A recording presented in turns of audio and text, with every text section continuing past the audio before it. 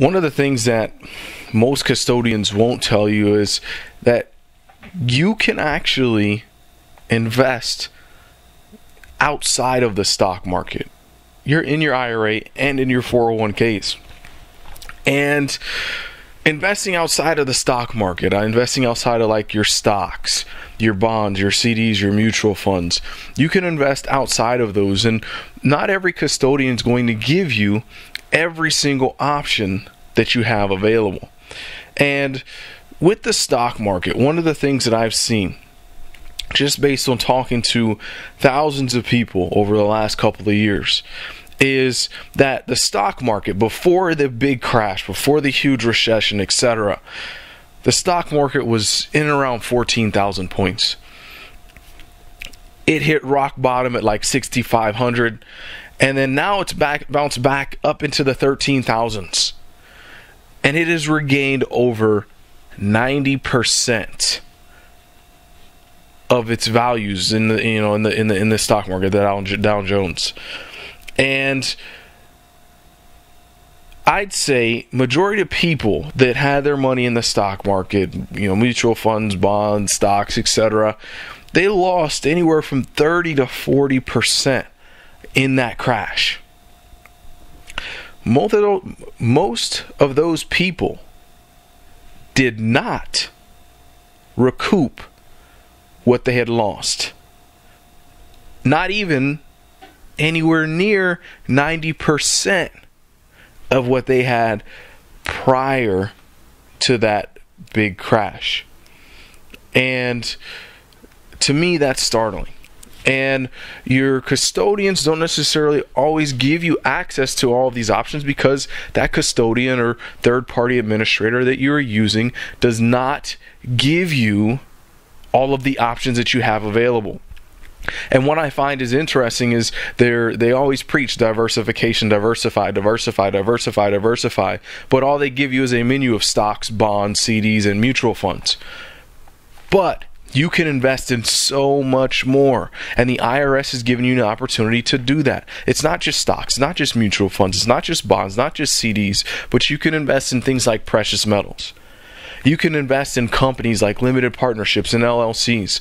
You can invest in real estate, rental property, raw land, mortgage notes, or what we like to call private money loans, and even the tax lien certificates. You can invest in trust deeds, like and unlike exchanges, contract options, building bonds, commercial paper. It gets commodity and option exchanges and futures. It's just maybe a little bit more volatile stock market.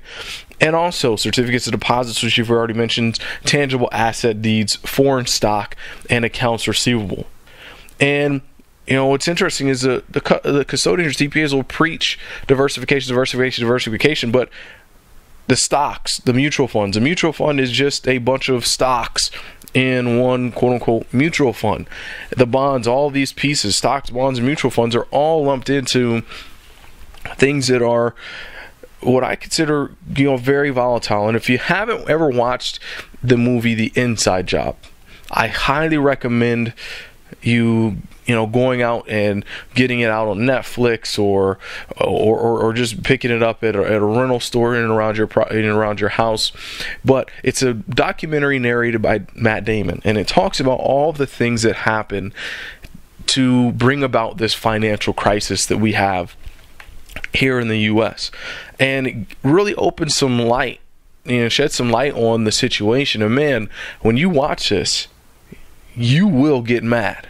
You will get mad about what's happened behind the scenes and what our government's done, and there are a lot of different things. And not going to get political on this, but I definitely recommend you at least watch it, because it will give you the facts about everything that's happened. And man, it is sad. Okay, now the stock market is not as safe as you lead you believe, and in the stock market, it's one avenue of investing, and there's multiple avenues of investing. Now, there are some things that you can't invest in your IRAs and your 401ks, and these things are like life insurance and collectibles. Those are the two items that are prohibited items from the IRS. And what collectibles include are like works of art, rugs, rare antiques, rare metals, gems, stamps, coins, alcoholic beverage, or any other tangible personal property defined by the Secretary of Treasury. And the reason why, like, these rare rugs, rare coins, rare art, all of these things are not available as far as options to invest in your IRA or 401ks is because it's very hard to put a value on those things. And you might ask, well, what does it matter what the value of those things are? And it matters a lot to the IRS because obviously Uncle Sam wants his piece of the pie as well. So the IRS has deemed certain things that you can and cannot invest in.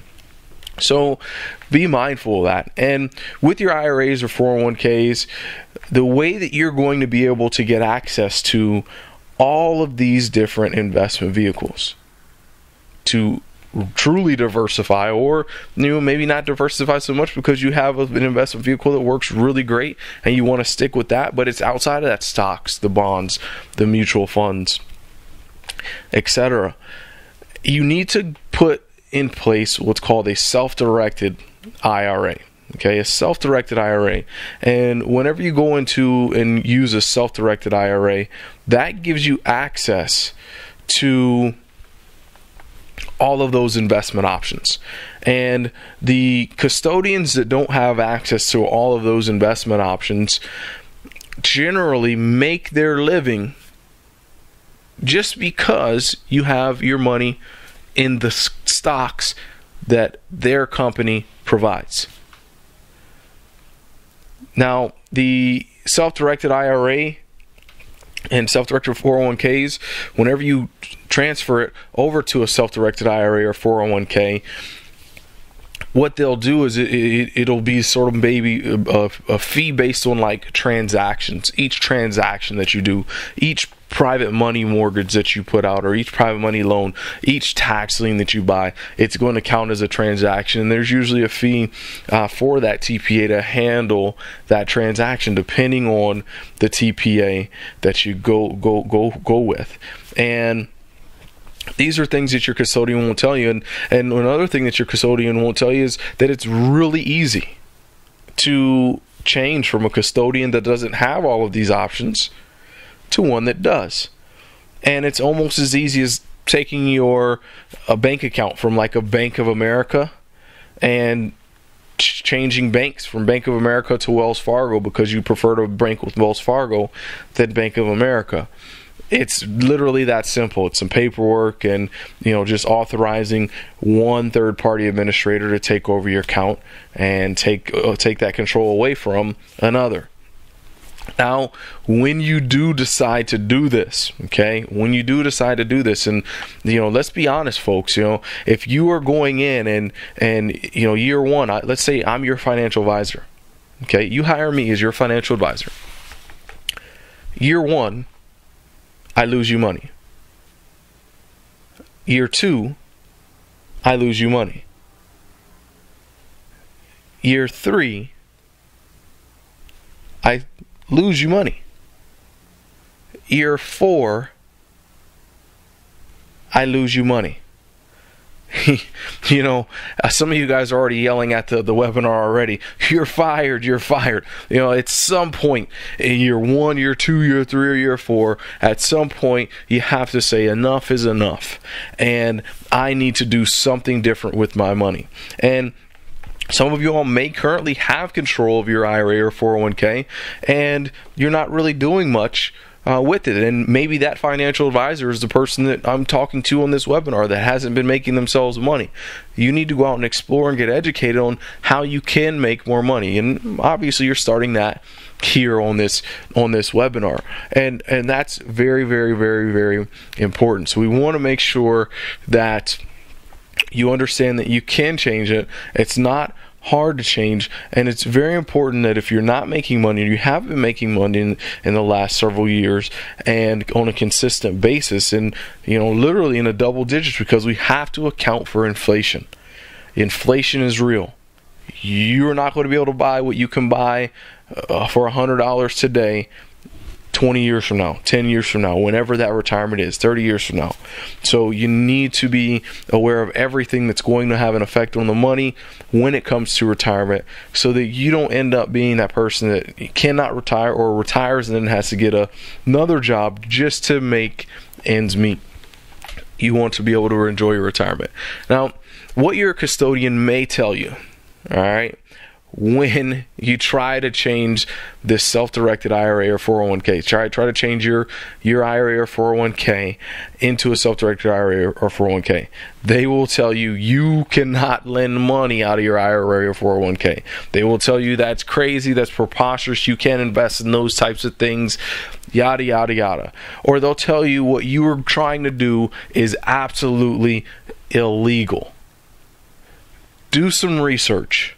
Just go online, research some third-party administrators that handle self-directed IRAs. They have tons of information online with these types of individuals that handle these transactions. And if you need help on transitioning your IRA or 401k into a self-directed IRA or 401k, we can also help with that as well, if we decide, that both you and us feel that together we make a good fit and we bring you on as a new client. So there are a number of different things that your custodian won't tell you, and I guarantee you, man, they may be telling you that you can't do this, it's illegal. The main reason being is because, man, if you go in and look at how they're making majority of their income, I can almost guarantee you that they are not making their income based on the investments that they're making in their own portfolio. They are making income based on what you invest with them, and because you invest in those certain stocks, they get paid a certain commission because you have that money in them. So do your research, go find out about those self-directed IRAs. Very, very, very powerful tool to put you in position to get a higher rate of return. And we're going to move into our next section, which is, what is a private money loan? Because that's one of the main vehicles that we are going to teach you how to use moving forward.